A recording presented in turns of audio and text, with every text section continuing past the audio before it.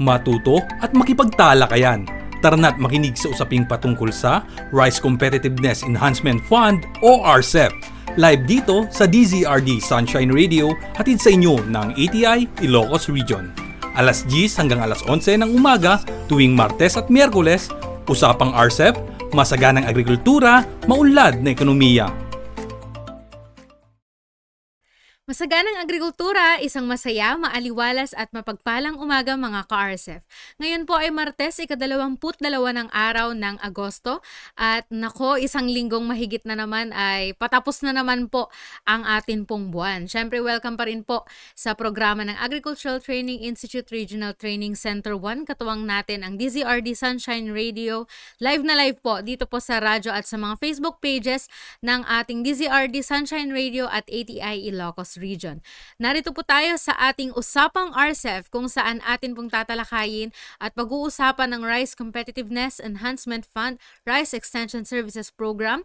Tara na po at makipagtalakayan sa mga benepisyaryo ng RCEP at iba't ibang implementing agencies ng programa pong ito at alamin po natin kung ano nga ba ang kabuuan po ng ating programa. Lalong-lalo na po sa mga hindi pa po nakakarinig kung ano po ang programa pong ito at lalong-lalo na rin po sa mga hindi pa po nakakapagsanay tungkol po dito. Inyo pong makakasama ang inyong lingkod, Gail Padua. Kasama pa rin po natin sa ating technical side, sina Sir Peps Lambino, Sir Richard Manuel, Sir Jake Abaygar at sa atin pong technical side, Sir Ralph Cabrera. Makakasama nyo po kami mula alas 10 hanggang alas 11 ng umaga, tuwing Martes at Miyerkules hanggang buwan ng Setyembre. Kaya naman po patuloy lamang po ang inyong pagsubaybay at pagsama dito po sa atin pong programa. Yan naman po, kamusta naman po ang bawat isa po sa atin? Siyempre, may information pa rin po tayo mula po sa PhilRice at sa reminders po ng PhilRice Plant Breeders na ang mga magsasaka ng palay ngayong buwan po, ngayong panahon ng El Nino, maging handa po sa pamamagitan ng mga pagtatanim ng mga variety na lumalaban sa tagtuyot tulad ng PSB RC10, NSIC RC130 at NSIC RC134. Ang mga varieties ay maaaring anihin po sa loob ng 104 to 110 days. Hinihikayat din po ang mga magsasaka na gumamit ng farm insurance upang maprotektahan ang kanilang mga pananim mula sa mga natural na kalamidad. Kaya patuloy po tayo maging ligtas sa sakit, stay safe, stay dry, and stay hydrated. At binabati rin po natin ang mga nagdiriwang ng kanilang mga birthdays, anniversaries at iba't ibang pagdiriwang pa po.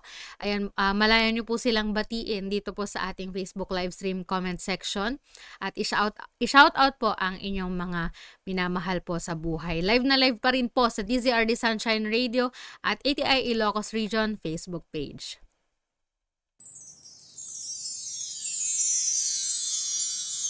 Para naman po sa pagbabalik tanaw sa atin pong talakayan, natalakay po ni Sir Milo Cervantes ang unang element na kailangan para po sa pamamahala ng sustansya at una na nga po rito ang nitrogeno.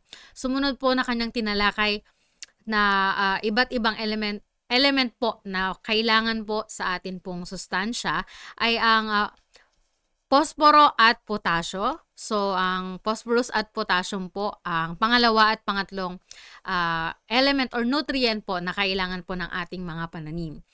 Ang abonong phosphorus po ay importante sa paghaba ng mga ugat, pagsusuwi, maagang pamumulaklak at paghihinog. Ang mga palay na kulang sa posporo ay bansot at mababang bilang ng mga suwi na may manipis at malakarayom na tangkay at makitid, maikli, tirik at matingkad na berdeng mga dahon. Ang halaman ay kulang sa posporo kung ito ay bansot, matingkad na berdeng dahon na may makitid at may maigsing tirik na mga dahon at kakaunting suwi. Ang potasyo naman po ay nagpapabuti sa pagtubo ng ugat, nakakatulong sa pagkakaroon ng magandang bulas at makakatulong laban po sa pagdapa. Ang potasyo rin po ay nakakapagpabuti sa resistensya ng palay sa mga peste. Ang kakulangan sa potassium ay hindi madalas na nakikita dahil sa mga sintomas nito ay hindi madaling makilala di tulad ng kakulangan sa nitrogen. At ito ay lumalabas lamang ng mga huling yugto ng paglaki ng palay. Ang mga halamang kulang sa potasyo ay matingkad na berde na may dilaw sa gilid ng dahon at may malakaping batik sa magugulang na mga dahon. Kalaunan po, nag-iiba rin ang kulay ng mga batang dahon. Ang halaman na kulang po sa potasyo ay may matingkad na berdeng halaman na may manilaw-nilaw na kayumangging palibot ng dahon o matingkad na kayumangging batik sa unang nakikita sa dulo ng matandang dahon. Pang-apat po ang sulfur. Ang kakulangan po sa sulfur ay madalas na napagkakamalang kakulangan sa nitrogen. Hindi po tulad sa kakulangan sa nitrogen kung saan ang mga magulang na dahon ay unang apektado. Ang kakulangan sa sulfur ay nagreresulta sa paninilaw ng mga batang dahon, pagkabansot, kakaunting suwi, kakaunti at maikling uhay, kakaunting butil sa bawat uhay at naantalang paggulang.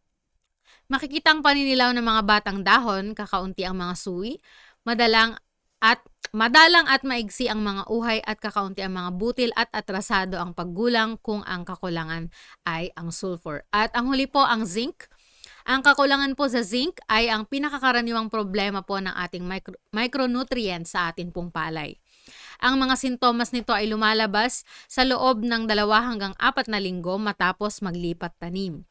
Ang mga sintomas ng kakulangan ay malaalikabok na kulay kayumangging mga batik sa magulang na mga dahon, naninilaw ng mga batang dahon sa puno at gitnang ugat ng dahon, pagkabansot at hindi pantay na tubo ng palay, at mga peste ng mga tundos na hindi na itanim ng mabuti. Ang mga halamang palay sa kabilang banda ay nakakabawi sa mga sintomas matapos na ang pinitak ay naalisan ng tubig. Ang malubhang kakulangan sa zinc ay nagreresulta sa kakaunting suwi at naantalang paggulang. Ngayon naman po, ano kaya ang ating pag-uusapan sa araw na ito? Alamin po natin yan sa ating Agri-Mazing.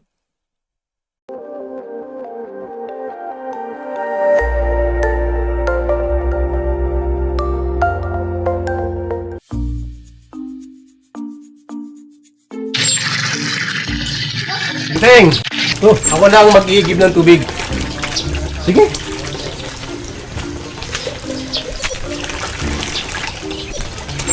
Tulog pa si Bebeng. Napuyat. Sinamahan kasi si Inay Bebang sa piyesta.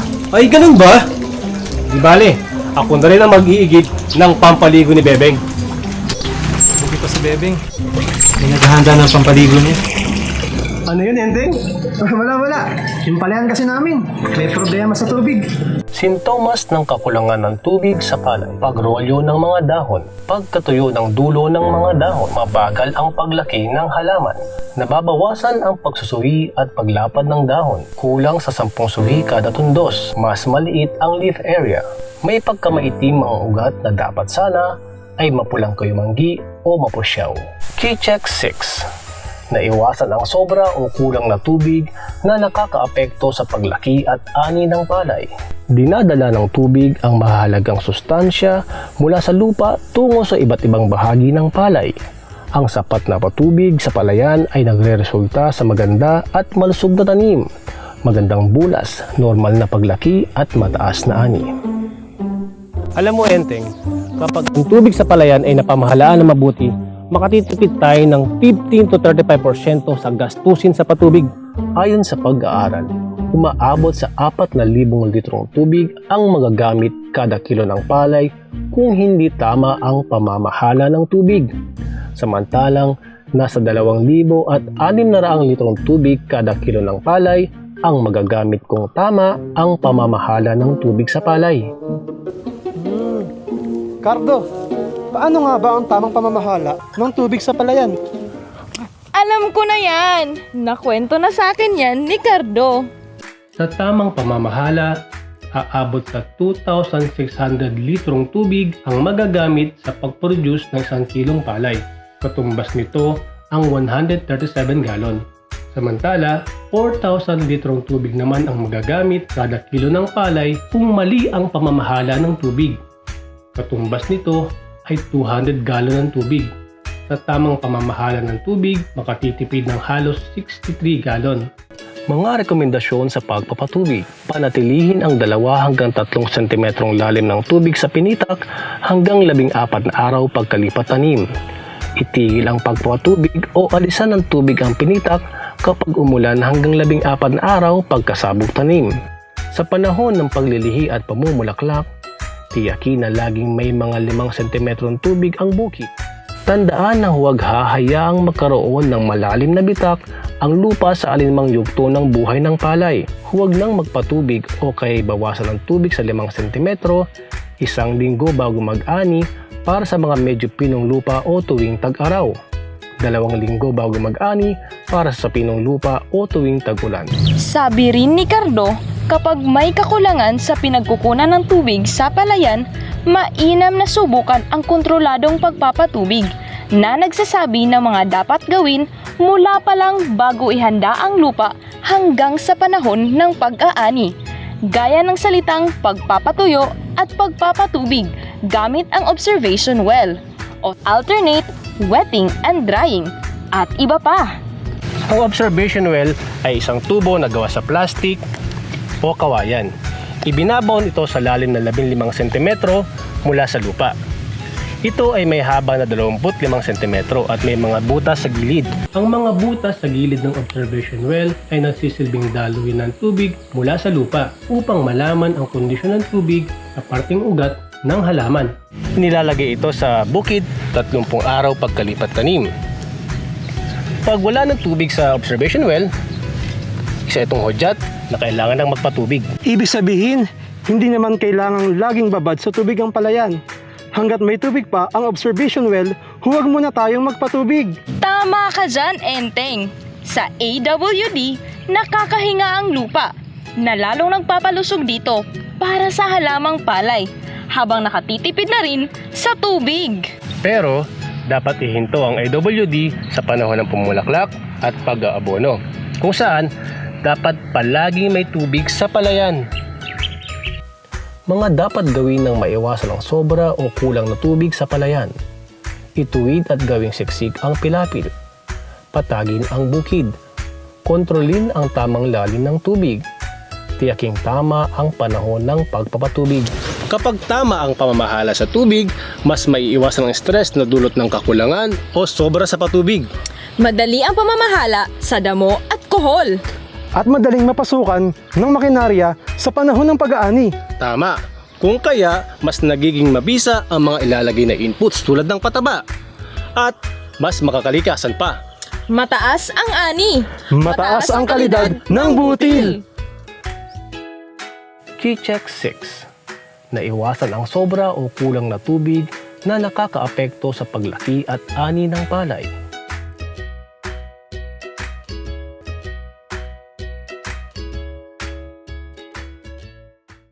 Kayo pa rin po ay patuloy na nakasubaybay dito po sa ating programang Usapang RCEF. Kanina nga po sa atin pong Agrimazing segment ay na-introduce po sa atin ang atin pong talakayan sa araw pong ito. Ang Key Check 6 o ang pamamahala ng atin pong tubig.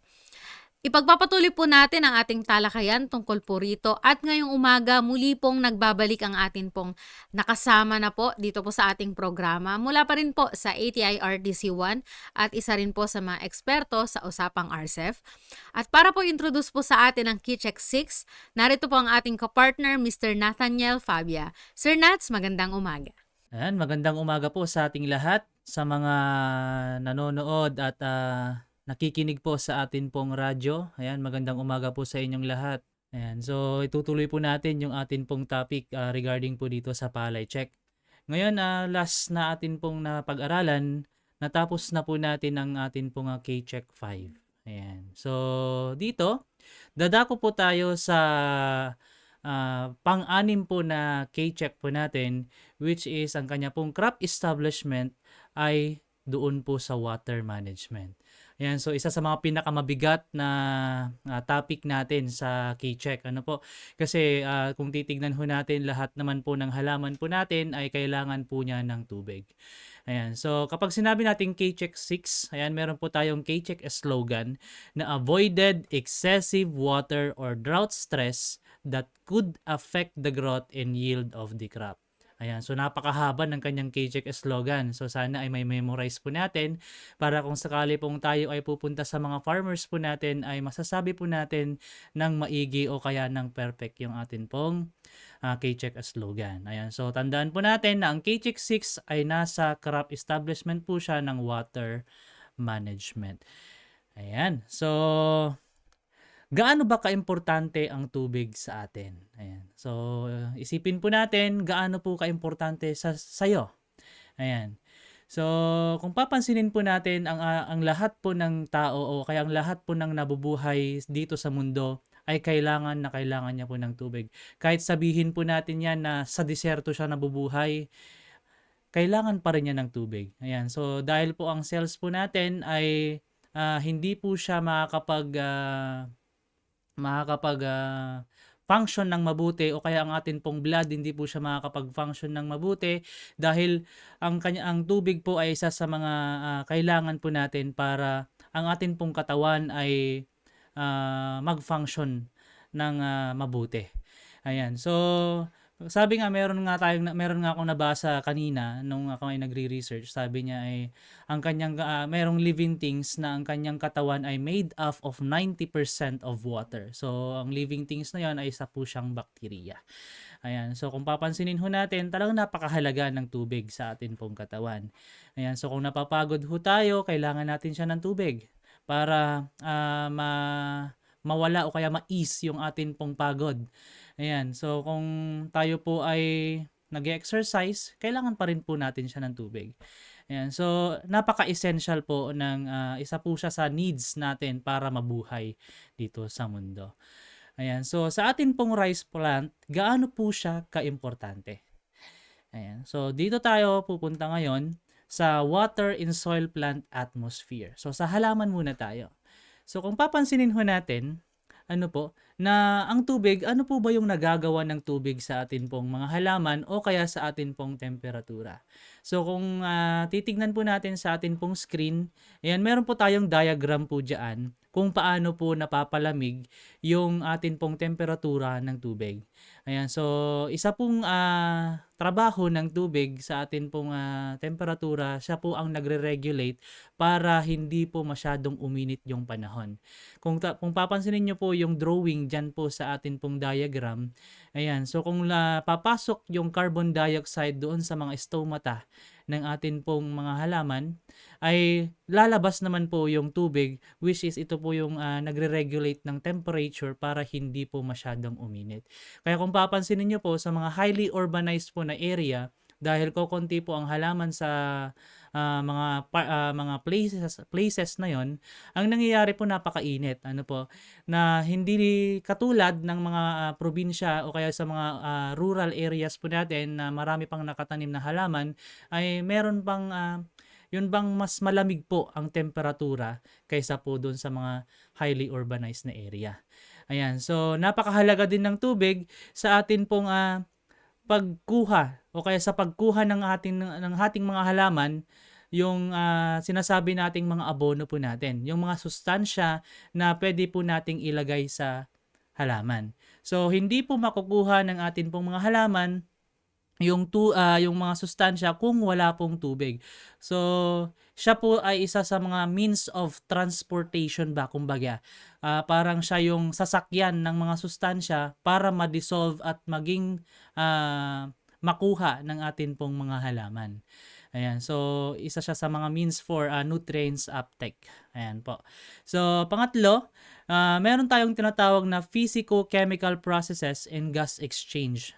Ayan, so ang carbon dioxide pumupunta sa halaman, paglabas nagiging water o kaya yung tinatawag po nating oxygen. Ayan, so yan po yung isa sa mga importanteng nagagawa ng tubig sa atin pong halaman. Ayan, so gaano ba kaimportante ito sa rice production? Ayan, so nasabi po natin yung mga parang general na nagagawa po ng tubig natin sa atin pong mga halaman. Ngayon, sa rice production po natin, syempre kapag sa rice production yan, it dissolves the plant's nutrients and transports food and medium for photosynthesis photosynthesis and soil nutrients. So, isa po siya sa mga kailangan para magawa po ng atin pong mga halaman o kaya mabigay natin ng mabuti yung atin pong mga sustansya na nilalagay. So, hindi po maganda na kapag tayo ay nag-abono ay wala pong tubig. Ayan. So, kaya nga, isa sa mga pinaka-importante, magiging walang saysay yung mga inilagay nating abono kung wala pong tubig sa atin pong palayan. Ayan. So, yung atin pong K-Check 5, kung hindi po natin nasunod yung water management o yung water requirement para ma-dissolve yung atin pong mga nilagay na abono, ay hindi po natin makukuha yung assessment po natin. Ayan. So, syempre, medium din daw po siya o kaya kailangan din daw po siya ng pag-transport ng food. Ayan. So, kapag na-dissolve na siya sa tubig, syempre, hindi po yan pupunta sa atin pong mga halaman through sa kanya pong mga root system. Ayan. Kung wala pong tubig, hindi po makukuha ng atin pong halaman yung sustansya na inilagay po natin. Ayan. So, napaka-importante po talaga ng tubig sa atin pong halaman o kaya sa atin pong rice production. Ayan. So, sa photosynthesis po natin, hindi po mag-open yung atin pong mga stomata kung walang tubig. Ayan. So, same as true din sa atin pong mga soil nutrients, hindi po sila magiging available kung walang tubig. So, napaka-importante po, Ano pa? Improves nutrient uptake and corrects some nutrient imbalances.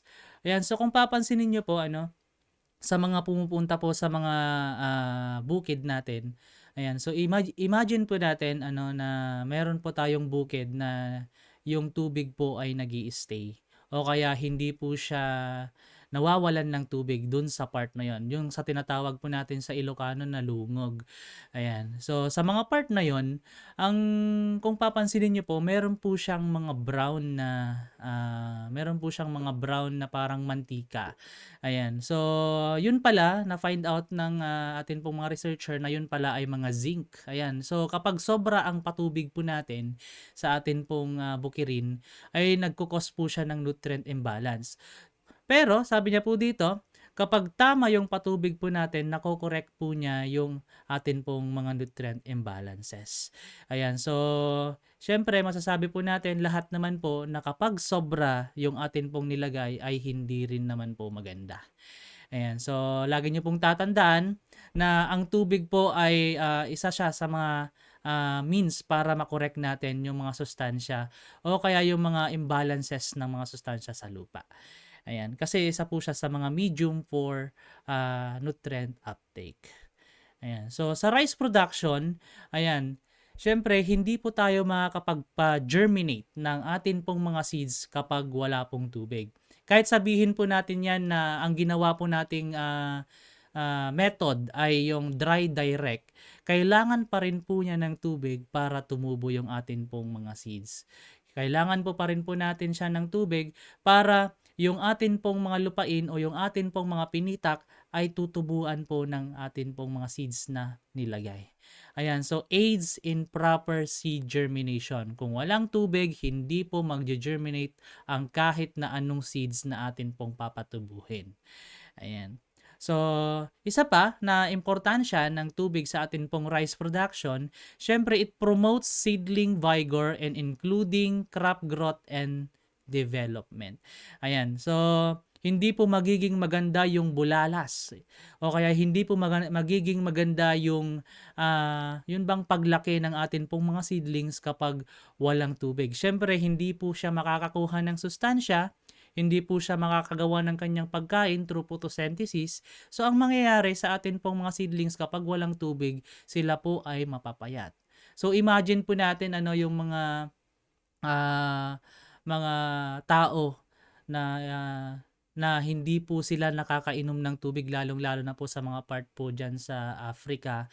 Ayan, so parang imagine po natin na parang yung mga seedlings po natin magiging ganun sila kung wala po tayong patubig sa atin pong mga seedlings. So, nagpo-promote po siya ng magandang bulalas ng atin pong mga seedlings. Ayan. So, isa pa na importansya niya, syempre sa atin pong land preparation ay napakaganda. O kaya yung bang napakadali. Ayan, so influences in farm operations.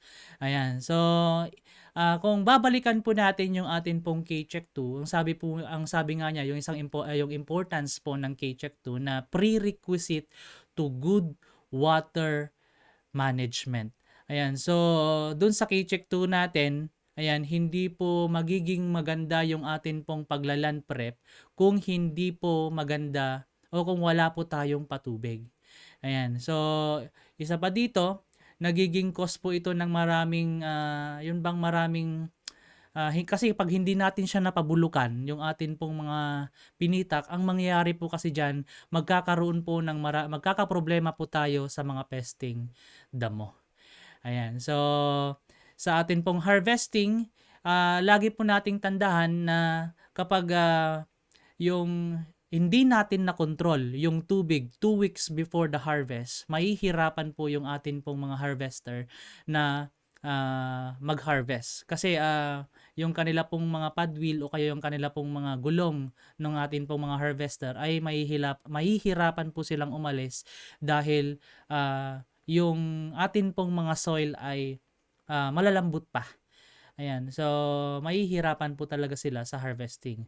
Na kapag kaya po natin i-control yung tubig, o kaya meron po tayong mga outlet ng tubig sa ating palayan before the harvest, ay magiging maganda yung atin pong harvesting. Ayan, so maiiwasan po ba natin, parang ang mangyayari po kasi niyan kapag kaya po nating kontrolin yung tubig before harvesting, maiiwasan natin yung mababasang mga harvest po natin. Okay? So, yun po yung mga importance ng atin pong K-Check 6. So, napakaganda na kapag nasunod natin ang K-Check 6, yun yung mga magiging mangyayari ba? Kumbaga, dun sa atin pong mga pinitak. Ayan. So, kung pupunta po tayo sa mga farmers po natin, lagi-lagi na kapag tayo ay magdi-discuss o kaya magtuturo sa kanila ng all about patubig, usually ang sinasagot na sa atin, sa mga trainers po, ay ang sinasagot nila sa atin yung mga issues and concerns po nila. And so common farmers practices wherein water is not used economically. Ayan, so lagi-lagi po yan na kapag pupunta po tayo sa kanilang lugar, magsasabi tayo kung paano magpatubig ng maayos o kaya kung paano yung tamang pagpapatubig. Ayan, lumalabas yung mga issues and concerns po nila. Which is, isa sa mga concerns or issues na ito ay nagiging issue rin po natin usually. Ayan, so unang-unang issue natin dyan, syempre, lalong-lalo na po sa mga trainers ito dahil kung sakali pong hindi natin siya nasasabi sa mga farmers po natin na ang nagiging issue o kaya concern po natin ng mga trainer, rice paddies remain open during fallow period until the first irrigation time, which is ito pala ay hindi po maganda. Ayan, concern po natin as trainer na dapat sabihin po natin sa mga farmers natin na pagsimula pa lang o kaya after pa lang ng harvest po natin, ayusin na po natin yung mga paddies po natin. Na para yung mga tubig o kaya yung tubig ulan na nasasalo ng atin pong mga pinitak ay magi-stay po dun sa atin pong lupa na yun ay nagiging aid for yun bang pagbulok ng atin pong mga organic materials. Ayan, so sana sa mga trainers po na kasama ko dyan ay maging concern po natin ito. Ayan, so pangalawa na nagiging issues o kaya concern po natin o kaya ng mga farmers po natin, ito ay parang pangkalahatan ba, kumbaga, yung sa concern na o kaya yung issue na no definite schedules or guidelines of irrigation. Ayan. So, marami tayong mga kakilalang farmers na ito yung mga nagiging issue po nila. Ayan, lalong-lalo na po sa mga irrigated areas po natin na parang sinasabi po nila nagiging irrigated ba kami? Parang hindi naman kasi wala namang schedule ng patubig. Ayan, yung schedule ng tubig sana namin ngayon ay nakakarating pa parang the following week pa. Ayan. So, nagiging issue sa kanila ito dahil hindi po nila matimingan kung kailan po sila magtatanim, magla-land prep, kung kailan po sila magsasabog ng kanilang mga wet seeded rice, kung kailan po sila magpupunla. Ayan, so napakaraming issues dahil lang sa no definite schedule na or kaya guidelines for irrigation na yan.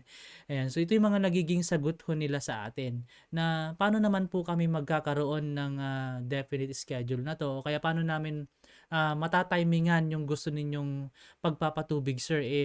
Ito naman po yung nangyayari sa amin. Wala pong schedule ngayon, next week pa darating na dapat yung mga seedlings namin nagiging overage na ba, kumbaga kung sakaling sila ay magtatanim. Ayan. So napakarami po ng kanila pong issues and concern na dapat po natin i-address. Ayan, syempre as a trainer, kailangan po nating i-address yon through our learnings po na dapat nating ibahagi sa kanila kung ano yung mga dapat nilang gawin. Ayan, so usually ito naman po ito yung mga nagiging kumbaga isa sa mga concern din po natin as trainer. Ayan, so pangatlo na nagiging concern natin as trainer, itong paddy to paddy irrigation and has no ditches. Ayan, so kung iisipin po natin as trainer, ayan, as mga nagtuturo sa mga farmers po natin o as nagbabahagi ng mga information. Ayan. So, sa mga hindi po nararating ng mga information na ito, buti na lang po at merong itong radyo o kaya ang atin pong live stream sa Facebook. Ayan. Na isa sa mga nagiging means natin na ang paddy to paddy irrigation pala ay hindi po maganda. Ayan. So example na lang ho natin dito sa mga nakikinig po na farmers. Ayan, example na lang ho natin dito bakit hindi po maganda ang paddy to paddy irrigation. Ang paddy to paddy irrigation pa explain lang ho natin. Isipin po natin yung atin pong pinitak na meron po siyang pilapil every quadrant ho natin o kaya every pinitak ho natin. Ngayon yung paddy to paddy irrigation, yung paddy po natin, pag napuno yung unang paddy ng atin pong palayan, meron pong yun bang sawangan, sabi nila sa Ilocano, na tatanggalin na lang natin yung may part doon sa may pilapil para kumabila yung tubig. Ayan, so kung iisipin ho natin, ang disadvantage nito, unang-una ay yung atin pong gastos sa patubig. Ayan. So, ang nangyayari po kasi dahil unang napapatubigan yung unang paddy, doon po mas malalim yung atin pong patubig. Ayan. O kaya mas malalim yung naaabot ng patubig ho natin. Kasi doon siya nag-i-stay. So, pangalawa na nagiging problema natin dahil nga doon sa unang problema natin ay yung sa gastos natin sa patubig. Ayan, dahil mas matagal po kasi yung patubig ho natin kapag paddy to paddy irrigation siya.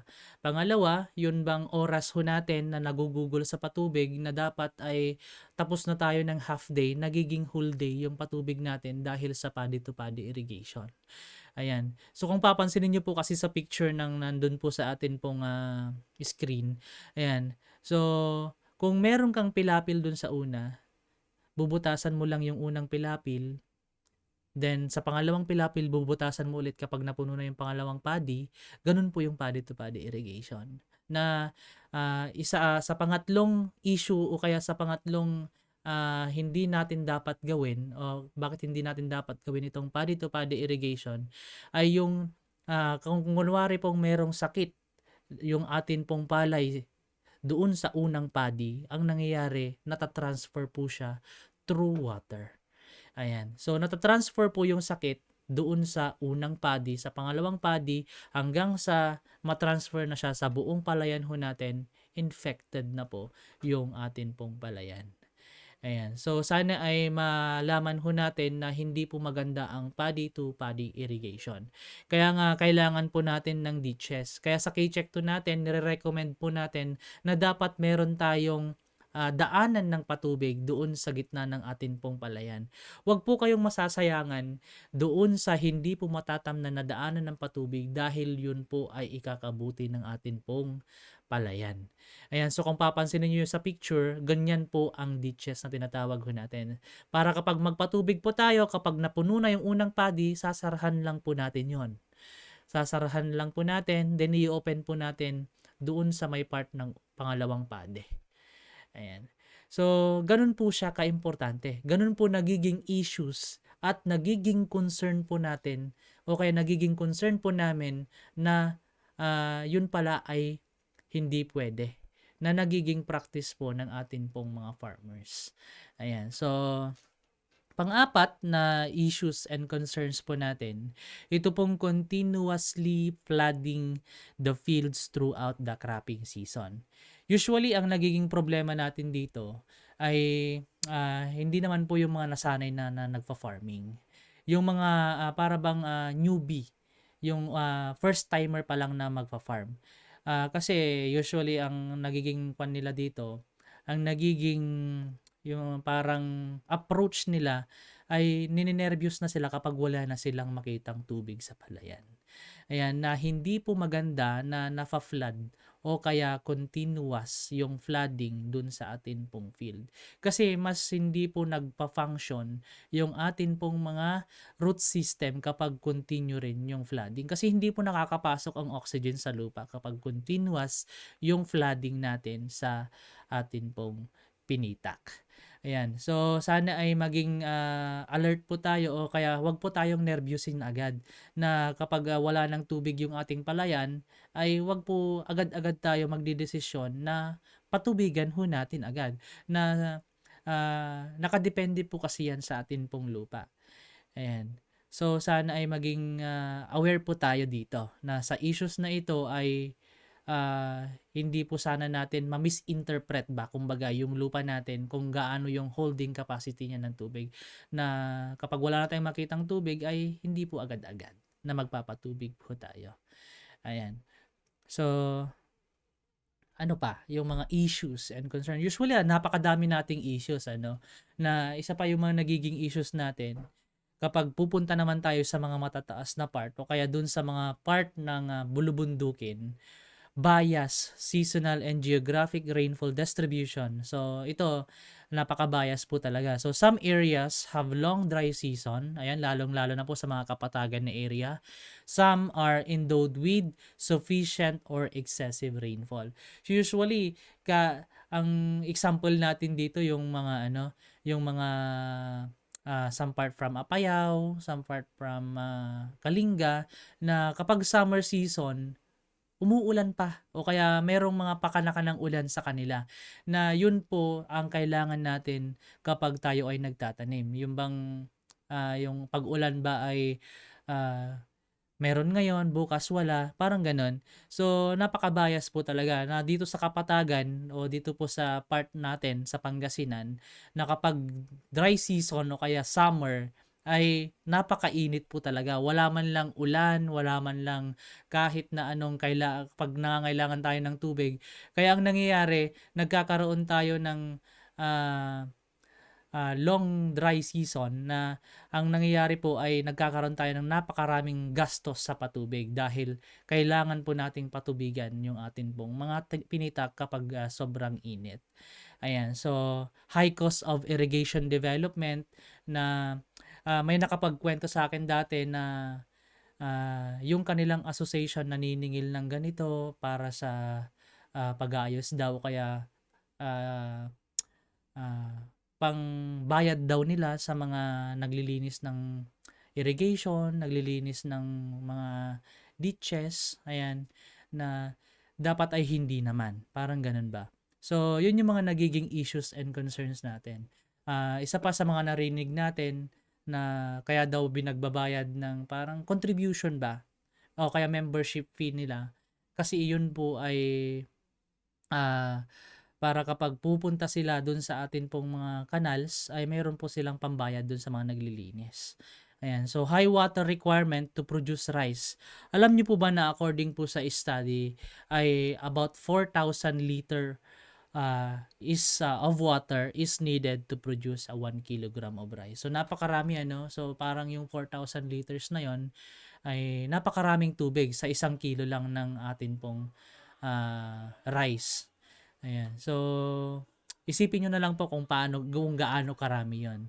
Ayan. So, pero sabi niya, but if the field is well managed, ayan. So, kapag nasunod natin yung K-Check 2, dahil prerequisite siya sa water management. Sabi nga natin nung K-Check 2 natin na kapag nasunod natin ang K-Check 2, ang water management natin ay napakadali. So, if the field is well managed, only about 2,600 liters of water is needed to produce a 1 kilogram of rice. Ayan. So, napakaliit, kaya yung tipid natin sa tubig ay laki. Ayan. So, parang 15 to 35% yung matitipid natin sa atin pong patubig.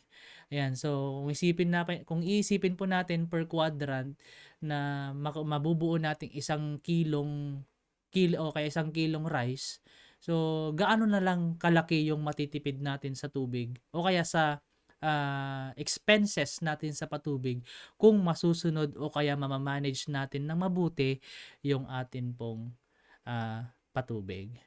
Ayan, so sana ay alam ko napakarami pa nating issues, napakarami po nating concerns regarding po sa water management.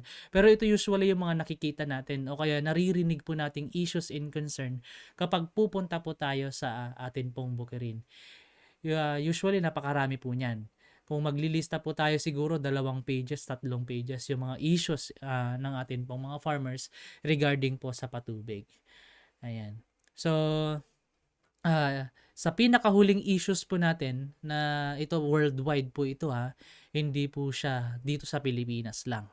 Ayan, so worldwide po by 2025 it is estimated according po sa study, it is estimated that 15 to 20 million hectares of irrigated rice worldwide. Ayan, so buong mundo will have some degree of water scarcity.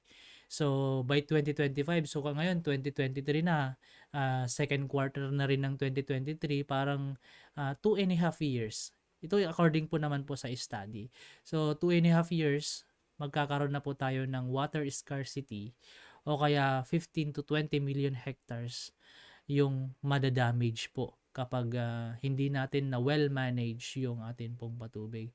So sana ay naging aware po tayo sa mga issues in concern ng atin pong mga farmers, na sana ay pag alam natin na sobra na yung patubig niya o kaya hindi po maganda yung pamamaraan niya ng pagpapatubig, ay sana ay maturuan po natin sila dito sa atin pong mga recommendations.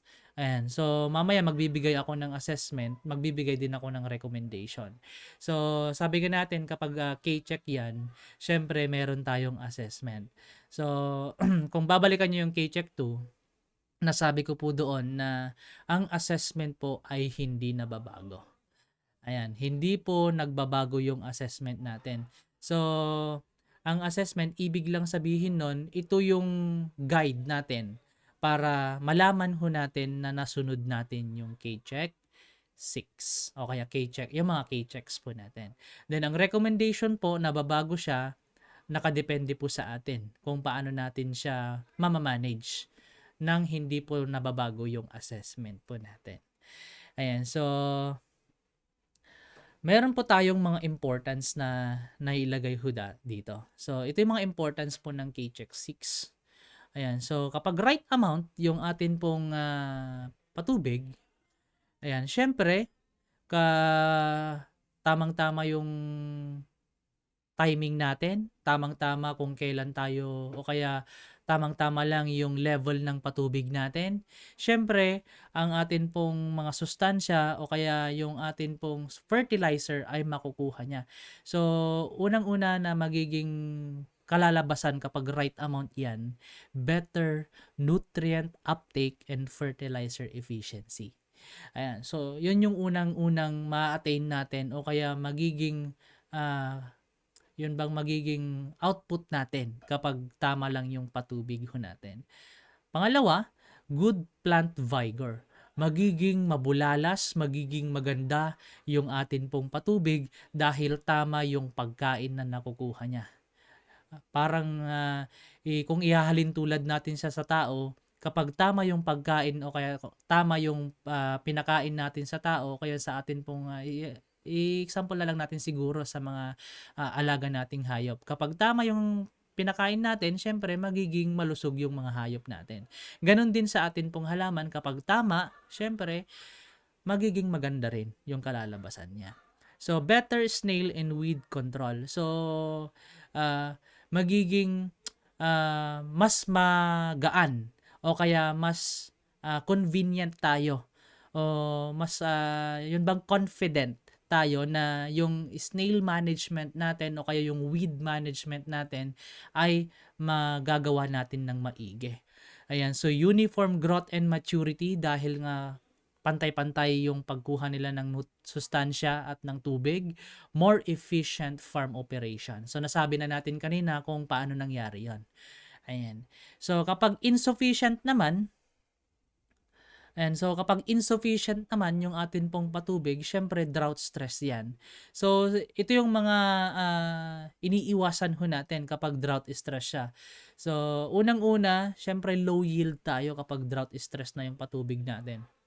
So, ang makikita po natin, reduced leaf area. So, nagiging maliit yung part ng photosynthetic activity niya.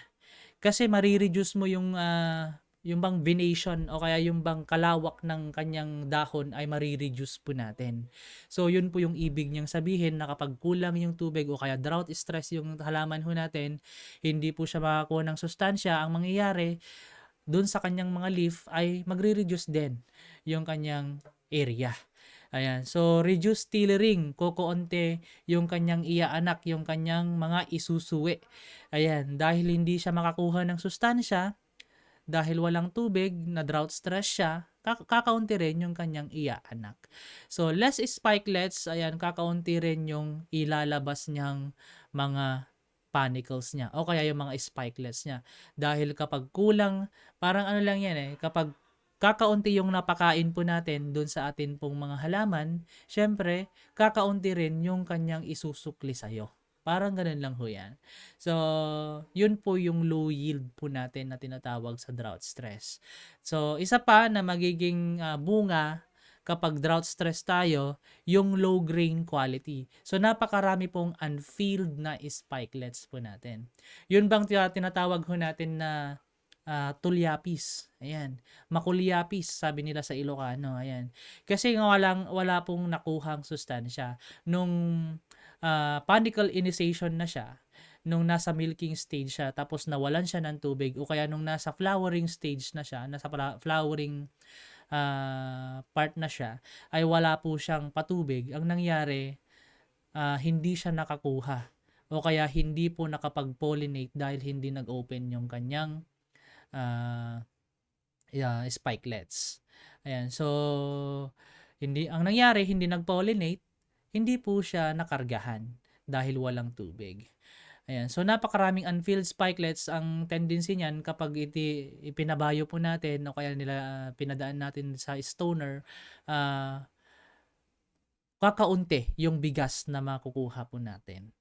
Ayan. So, low fertilizer efficiency dahil kapag walang tubig yung nilagyan ho natin ng sustansya, ang mangyayari, mag-i-evaporate yung mga nilagay po natin na sustansya o kaya na mga inilagay nating abono. So, ganun po ang mangyayari. So, yung pagpapataba natin, masasayang lang po yung nailagay ho natin. So, too much, kapag sobra naman yung atin pong nilagay na patubig o kaya excessive water stress, syempre, hindi po, kaakibat po niyan yung low yield po natin na tinatawag. Ang mangyayari po kasi niyan, ma-reduce po yung kanyang suwi, reduce tillering. Dahil po, kapag sobra yung patubig ho natin, ay magkakaroon po yan ng problema doon sa nutrient uptake niya. Dahil kung walang oxygen sa lupa, hindi rin makakakuha yung atin pong mga roots system. Ayan. So, stunted growth dahil hindi siya makalaki, dahil hindi po siya makakuha ng sustansya. Lodging. Ayan. So, itong lodging na ito, madali po siyang matumba. Madali po siyang mabali. Kumbaga, dahil malambot po yung kanya pong katawan. Higher irrigation cost dahil sobra yung patubig natin, sobra-sobra tayo magpatubig. So, magkakaroon tayo ng higher irrigation cost, siyempre nutrient imbalances, low fertilizer efficiency, high greenhouse gas emission. So, example na lang ho natin dito na kapag hindi po nakalabas yung oxygen, ang mangyayari po dyan ay magiging methane gas po yon na nagkukos po ng greenhouse gases. O kaya isa po siya sa greenhouse gases ho natin. Ayan, so sana ay wag po nating baliwalain ito. Na dito sa too much, malalaman po natin siyang too much kung 7 days na pong hindi natutuyuan yung atin pong pinitak. So, ganun lang po. Para malaman ho natin na too much na yung patubig ho natin. So, 7 araw na pong hindi natutuyuan yung atin pong lupa. Ayan, so sana naintindihan po natin yung atin pong kung gaano ka-importante itong K-Check 6. So, sinabi natin yung drought, sinabi natin yung too much, at syempre sinabi rin ho natin yung right amount kung ano yung magiging bunga niya. Ayan, so ganun po ka-importante ang K-Check 6 po natin. So, ang assessment po natin para malaman ho natin na tayo o kaya nasusunod po natin ng K-Check 6, syempre, no symptoms of water stress due to excessive irrigation water during vegetative phase. So, i-highlights po ninyo ito kapag nagtitake note ho kayo, no? Sa mga nagtitake note po, na no symptoms of water stress due to excessive. So, ibig sabihin, hindi siya sa drought, no? Excessive irrigation water during sa anong stage po ang sinabi po niya? Dahil meron po tayong 3 stage. Ayan. So, sa vegetative, reproductive, at saka po sa doon sa last na stage natin. Ayan. So, sa vegetative phase po natin, mayroon tayong 3 phase. Ayan. So, meron doon sa vegetative phase, dapat daw hindi po siya excessive irrigation. Ayan. So, yun po yung unang assessment po natin. Tandaan po ninyo na hindi po nababago ang assessment. So, pangalawa, no symptoms of water stress due to drought. Ayan, ito naman, sa drought naman ho tayo. During vegetative phase, so kasama siya sa vegetative phase na dapat wala pong drought stress at saka excessive irrigation. Then, meron pa pong kasunod, ang sabi po niya dito, and panicle initiation to grain filling stage. So, dapat doon sa stage na yon ay hindi po siya nai-stress ng drought o kaya drought stress ng tubig. So, yun lang po. Napakadali. Napakadali po siyang i-memorize. Okay? So, i-summarize ho natin. Dapat daw hindi siya excessive irrigation o kaya hindi po siya excessive yung patubig natin during vegetative phase. Okay? Sa excessive yun ha. Pangalawa po, dapat daw po ay hindi siya drought stress during po sa vegetative phase at saka sa panicle initiation hanggang sa kanyang grain filling stage. So, hanggang sa may milking stage po yan. Ayan. So, sana naintindihan po natin. So, example po natin dito. So, dito po sa drought stress, dapat daw po ay hindi po nagka-crack na parang ganyan. So, ang makikita natin sa halaman, hindi po yan magsisinungaling. Kapag sinabi nating drought stress yan, ipapakita niya talaga na kailangan niya ng tubig. So, ito yung mga ipapakita ng halaman po natin na palay kapag siya ay drought stress na unang-una po leaf rolling. So, kapag ang kanya pong mga dahon ay nagro-rolls na siya, ibig sabihin drought stress na po yung atin pong halaman. So, kung kayo po na nakakakita sa mga kapitbahay nyong mga farmers, sana sabihin din naman po natin na kailangan niya na pong magpatubig. Ayan, so pangalawa na makikita po natin o ilalabas ng atin pong mga halaman yung leaf tip drying. Para bang kapag leaf tip drying, ang nakikita lang natin siya during sa harvesting time na natin. Tama po ba? So para ang nararamdaman niya, malapit na akong i-harvest, malapit na akong mamatay. So parang ganon. So kapag nakakita ka na ng nakita mo na sa inyong bukrin, sa inyo pong mga palayan na ang kanya pong leaf o kaya ang kanyang dahon sa dulo niya ay nagda-dry na, ayan, signs na po yon na kailangan na po nating patubigan. Pangatlo, stunted growth, hindi po siya nakakalaki. Bakit kaya hindi nakakalaki yung aking pong halaman o kaya yung akin pong palayan o kaya yung akin pong palay? Yun pala ay hindi po niya nakukuha yung sustansya na dapat niyang makuha. So, drought stress din po yon na signs po niya. Ayan. So, pupunta po tayo sa excessive water stress naman. So, kapag excessive yung water stress natin, o kaya excessive yung patubig ho natin, ayan, syempre ang kanya pong ipapakita, magre-reduce po yung kanyang tillering. So, kung kayo po ay nag-aaysa sa inyo pong palayan, o kaya lagi kayong bumibisita, pwede nyo po sigurong bilangin yung tillers po niya. Kapag yung tillers na nabilang ho natin ay less than 10, yung tillers na nabilang ho natin, ibig sabihin siya po ay kulang na yung kanyang patubig. So, usually, nasa mid-tillering po ito kapag ina-assess po natin. Okay? So, sana ay pagbibilangin ho natin sa mga part siguro ito na mga hindi po natutuyuan dun sa may part ng lungog kapag sa Ilocano o kaya dun sa may mamalalalim na part sa bukirin ho natin. So, kapag less than 10 tillers yung nabilang natin, ibig sabihin sobra yung patubig ho natin.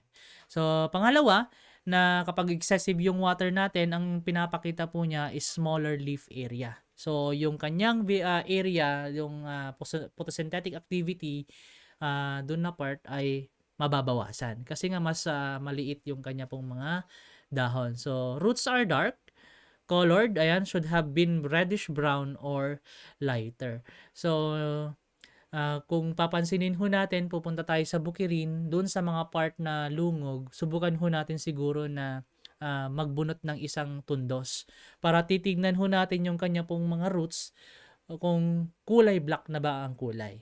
Kung kulay itim ang kanyang kulay, ibig sabihin bulok na po yung mga root hairs na nandun. So, ibig sabihin kapag bulok na yung mga root hairs na nandun, hindi po siya makakakuha ng sustansya na kakailanganin niya po doon sa atin pong halaman. So, ganun po yan.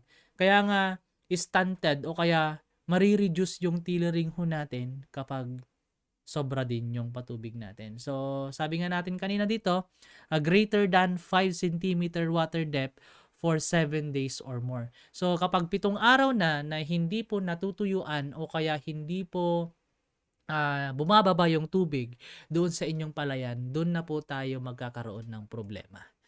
Ayan. So, sana ay maging aware po tayo. So, yun lang po yung assessment ho natin. Kapag ito yung mga nakita po natin sa assessment, during o kaya yung mga symptoms na ito ay nakita natin doon sa atin pong palayan, ay mag-decide na po tayo na kung nakita natin yung drought symptoms, patubigan na ho natin. Kapag nakita naman natin yung excessive water stress symptoms, syempre, i-drain na natin kaagad-agad yung atin pong pinitak. Ayan. So, yun lang po. So, kapag nasa panicle initiation naman na siya, so ito naman po yung kanyang ipapakita. Na yung kanyang leaf, yung kanya pong dahon ay magro-rolls din po siya. Para bang nilukot, kumbaga. So, kung papansinin niyo po, example na lang ho natin para ma-imagine nating mabuti. Kung nakakita na kayo ng dahon ng kawayan na hindi pa nakakalabas, na na-roll, yun po ang ibig niyang sabihin. Yung nilalaro po ng mga bata na parang pinapractice nila parang sigarilyo, parang ganun. Yun po yung leaf rolling na tinatawag natin. So, kapag ganun ang nakita natin sa halaman natin, ibig sabihin, dun sa panicle initiation ay stress na rin po siya ng tubig. Siyempre, leaf tip drying dahil kulang na siya sa tubig. Many unfilled spikelets dahil hindi po siya nakakuha ng tamang sustansya niya sa kanyang during flowering niya o kaya yung sa pagkarga niya ng kanyang spikelet. Yung spikelet na tinatawag natin yung butil. Ayan, so reduce panicle exertion, mas maliit na yung atin pong panicle kapag walang tubig. Kasi kapag hindi siya nakakuha ng tamang sustansya na potassium, ay hindi po siya makakapagpahaba ng kanyang parang kumbaga yung may anak niya ay kakaunti na lang. O kaya yung may lalabas niyang panicle ay hindi na siya sa size na inaasahan ho natin. Parang kumbaga sa hybrid ba ay mas maliit na yung size ng kanyang dawa. O kaya sa Ilocano yung dawa. Then sa English po yung sa panicle. Ayan. So, yun po ang mangyayari.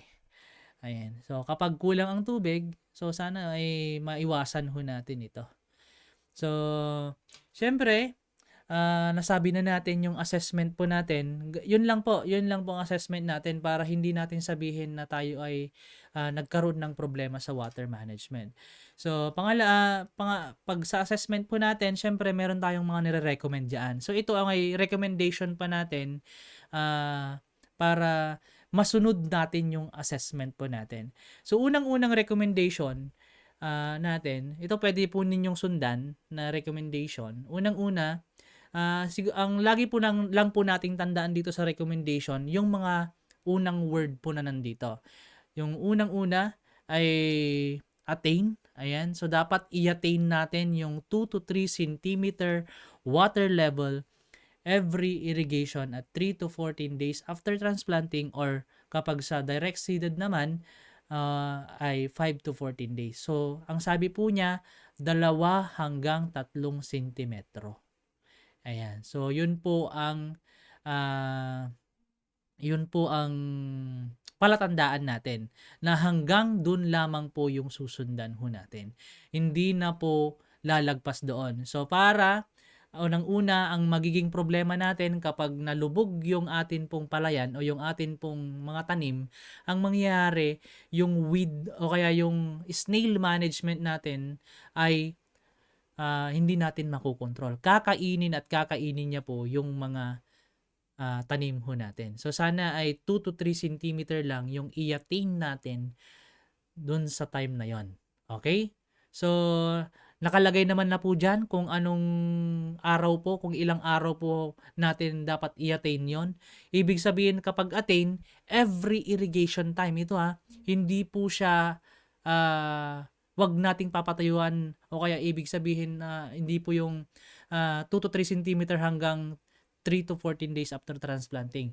Every irrigation time. Ibig sabihin ay kapag natuyo na, doon po natin siya ulit patubigan, 2 to 3 centimeter lang po ang kanyang kalalim.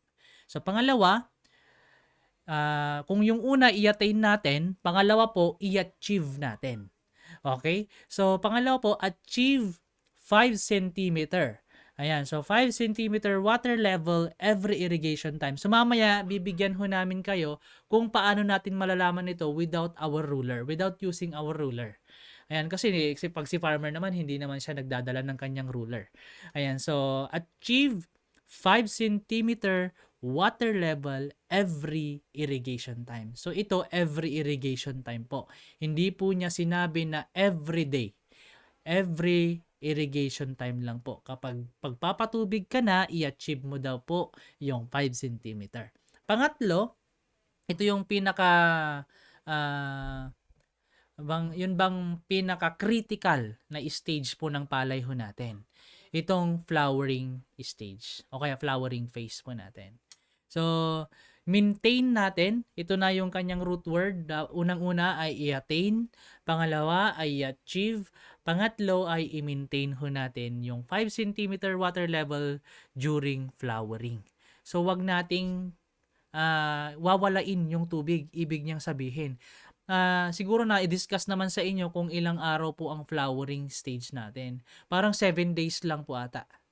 Ayan. So, sa 7 days na yon, sana ay hindi natin siya o kaya parang hindi natin siya wawalain yung patubig. Kasi doon po yung pinaka-critical, doon po nangyayari yung grain filling, doon po nangyayari yung pollination na nangyayari doon sa atin pong mga halaman. Kaya nga sabi nga ni farmer na kapag during flowering stage, huwag natin siyang lulusungan. Kasi nga po, doon ay nangyayari yung pollination. Ayan. So, yun po. Pangatlo, i-maintain natin. So, pang-apat, ito na po yung panghuli. Kung yung una, i-attain natin yung 2 to 3, ito yung kakatanim pa lang po. Pangalawa, i-achieve natin, ito na yung hanggang sa may part ng heading. Pangatlo, ito na yung sa flowering stage, yung namumulaklak na po yung palay ho natin. Pang-apat, drain. Okay? So, attain, achieve, maintain, at saka drain. So, drain water or stop the irrigation 1 week before expected date of harvest for medium texture soil. Ayan, or during dry season. Ayan, so 1 week i-drain na ho natin. So, para, sabi nga natin, ma-ease natin yung harvesting mga machines natin. Isa pa, na recommendation natin, kapag wet season naman, 2 weeks before the expected date of harvest, dapat daw, o kaya for fine texture soil, dapat daw i-drain o kaya i-stop na natin yung irrigation. Sir, paano po pag hindi natin siya ma-stop talaga? Ay, wala po tayong magagawa doon. Okay? So, ang gagawin na lang ho natin, hanggat maaari, walang tubig kapag tayo ay mag-harvest na. Yun lang po ang gusto nating mangyari. Kapag mag-harvest na tayo, para mas madali po yung pag-harvest natin, dapat po walang patubig. Wala nang tubig doon sa time ng harvest po natin. Kaya nga nire-recommend natin na 1 week kapag dry season, 2 weeks naman kapag wet season. Ayan, para mas madali po yung kwan natin. So, kung i-graph natin yan, ganyan po ang mangyayari. So, kung papansinin niyo yung graph, from day 0 hanggang sa 14 days kapag transplanting at saka direct seeded, so 2 to 3 cm lang. So, kung papansinin niyo, para siyang lagari, every irrigation time. Every magpatubig lang tayo, 2 to 3 cm lang po ang pwede nating patubig para hindi po tayo mahirapan sa kuhol. Okay? So, yan po. So, ang gagamitin ho natin yung atin pong thumb. So, isipin ho natin na 5 cm to. So, usually sa akin po ay 5 cm yan. Sinukat ko po siya. Saktong 5 cm po siya. So, ilalagay lang ho natin siya hanggang sa baba. Hanggang sa top level ng atin pong topsoil. Pag lumabot siya hanggang dun sa may guhit na part, yun po ay 5 cm. Okay? So, kapag nasa part na siya ng guhit dito, nasa 2 to 3 cm siya. Ayan. So, yun lang po. Para hindi na tayo magdala ng ruler. So, sana na mas klaro sa inyo. So, pag i-graph natin, mas klaro. Ayan. So, ganyan lang po. Achieve 5 cm water level every irrigation time. Ayan, hanggang sa tillering na, hanggang sa may panicle initiation, hanggang sa heading, hanggang sa mamulaklak. I-achieve natin yung 5 cm. So, during reproductive phase po, ayan, i-maintain natin yung 5 cm water level. Ganyan lang ho siya. Dun sa part na yon ay wag nating wawalain. Yun po ang ibig niyang sabihin. So, sabi ko nga kanina na parang 7 days lang po nangyayari yung 7 days nating i-maintain during flowering. Ayan. So, achieve 5 cm water level every irrigation during ripening. Ayan. So, hindi po nag-i-stop doon. I-achieve pa rin natin bago natin siya i-harvest. So, 2 weeks before harvest natin, i-drain natin kapag wet season. Kapag dry season naman po, yun na tayo ay 1 week na idadry ho natin yung lupa. Ayan. So, maliwanag po na yun po ay recommendation lamang po namin sa inyo para hindi po mahirapan yung atin pong mga tanim na palay. Ayan. So, yan po ang kanyang summary. Kapag i-graph po natin siya, ganyan po siya kadali sundan. So, sana ay hindi po mahirap yung recommendation namin sa inyo. So, ito naman nakadepende naman po sa inyo. Usually, ito ay mahirap sundan, lalong-lalo na po sa mga part na, tawag na dito, yung bang sahod ulan. Ayan, so, mahihirapan ka talaga kapag ito ang susundan mo. Ito naman, ang atin pong K-check naman po ay naka-kwan po talaga siya, propose po talaga siya sa mga may irrigation o kaya may mga supplemental na patubig. Kapag sinabi nating supplemental na patubig, yun pong meron po silang water pump, meron po silang palaisdaan na pwedeng pagkuhanan ng tubig o kaya river, yung mga irrigated ho natin. So, yun po. Ayan. So, sana ay madali po siyang sundan kung titingnan nyo po, kung naglista po kayo kanina, madali nyo po siyang maiintindihan. Ayan. So, kapag kulang talaga yung patubig ho natin, yung scarce ba, kumbaga, yun po yung term natin. If water is scarce, ayan, sabi niya dito sa panglima natin, practice controlled irrigation. Usually, nandun yun sa nandun sa Google. Kapag isa-search mo siya, itong controlled irrigation, o kaya itong alternate wetting in drying, yung AWD technology na tinatawag natin, nandun siya sa sa Google kung isa-search nyo siya. So ito aided by an observation well. Ito naman parang guide natin kung kailan tayo magpapatubig. Sir, paano ba itong observation well? Siguro bibigyan ko kayo ng brief explanation nito. Isa po siyang PVC pipe na nilalagay natin siya sa pinitak natin na malapit doon sa pilapil, yung makikita po natin kahit na hindi tayo masyadong lulusong. Ito yung magiging guide natin kung kailan tayo magpapatubig. Usually, ang size nito nasa 25 cm. Parang kalaki lang o kaya kahaba lang ng atin pong mga roots o kaya yung kahaba ng roots ng atin pong mga palay. So, yun po. So, ito i-install natin siya, alisin natin yung lupa doon kapag nilalim natin siya sa lupa. Alisin natin yung lupa na nandun sa loob ng PVC pipe. Hanggang sa makailalim siya, hanggang sa lumalim, hanggang sa ma-install natin siya. At meron siyang sizes nito. So, i-search nyo po sa Google. Mas madali po 'yan para mas maintindihan natin. Then dito sa part na ito, ang gagawin lang ho natin, i-observe po natin siya. Kaya nga tinawag siyang observation well kasi dito natin siya titignan. Kung wala ng tubig yung well po natin na nilagay, ibig sabihin time na po na kailangan nating magpatubig. Ibig lang sabihin nun, yung tubig ng lupa po natin ay hindi na po naaabot ng roots ng atin pong palay. Yun lang po ang explanation niyan. So para makapag-decide po tayo kung kailan magpapatubig lang para hindi po tayo patubig ng patubig na meron pa palang tubig sa atin pong palayan. Ganun lang po siya kadali. Ayan. So, sana naintindihan po natin.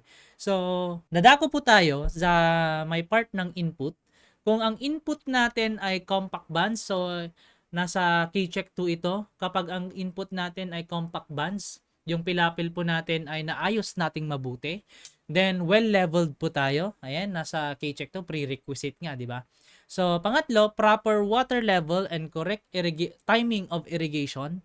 Kapag ito ay nagawa po natin ng mabuti, syempre ang kanyang kalalabasan o kaya ang magiging mangyayari ay avoided water stress. Ayan, hindi po siya drought stress, hindi po siya excessive water irrigation. Syempre, yung atin pong ilalagay na abono, increase nutrient uptake efficiency. Ayan, so mas madali. O kaya yung paglalagay natin ng abono mas efficient, mas convenient. Mas makukuha po ng atin pong halaman. Then, helps o kaya ito po ay prerequisite din natin o kaya parang bang management na rin natin sa atin pong mga weeds at saka sa snails. So, yun po. Ang magiging kahihinatnan ay high yield. Siyempre, kapag nasunod natin at hindi po na-stress yung atin pong halaman, magkakaroon tayo ng mataas na yield. Pangalawa, high grain quality dahil wala pong masyadong maraming tulyapis, wala pong masyadong maraming upus, sabi nila sa Ilocano. Ayan, so increase input efficiency. Ayan, so lahat ng ilalagay natin makukuha ng halaman po natin at hindi po masasayang yung gastos natin sa abono. Ayan, so minimal damage to environment. Ayan, so hindi na tayo makakapag-create ng greenhouse gas na methane kapag hindi po o kaya na well-managed natin yung atin pong patubig.